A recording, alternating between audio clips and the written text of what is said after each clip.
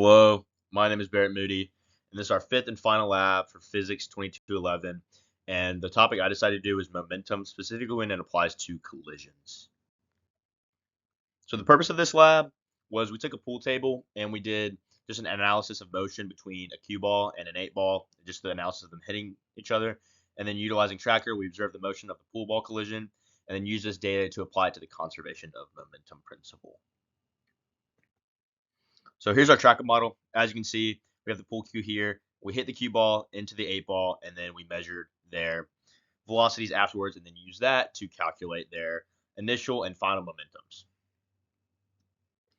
Here's a graph displaying all that data. The blue line here is the cue ball. The orange line is the 8-ball, and then the green line is the total momentum of the system. And as you can see, the blue ball or the cue ball so it does have a lot of momentum, and then as the collision hits, it goes almost to zero, but it still has a little bit of velocity, which we observed in the video.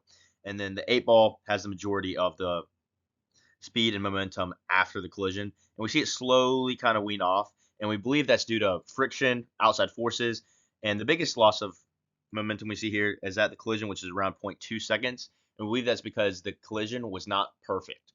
So when the collision happened, there's outside forces such as sound, and just not a full transfer of forces to one another, which is why we see a lot of the momentum steep off right around 0.2 seconds, which is where the collision happened. So when talking about our possible errors, so some of the big approximations we made was we only calculated the momentum in the y direction.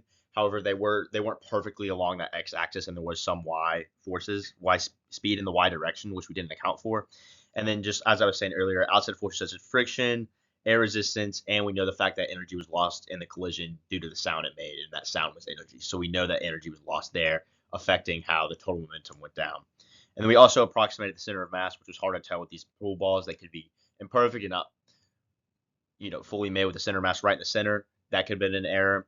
And then our accuracy of getting our data there could have been a video angle error or just the video speed, which we think could have been a big error because it wasn't in a high frame. It wasn't at a high frame rate, which made our track data somewhat inaccurate.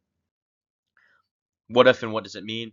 So if we calculated the total momentum in the x and y directions, what we expect? We expect a more closer answer we expect a better estimate of using the law of conservation of momentum, but we'd also still see a drop in momentum due to it being an imperfect collision and friction.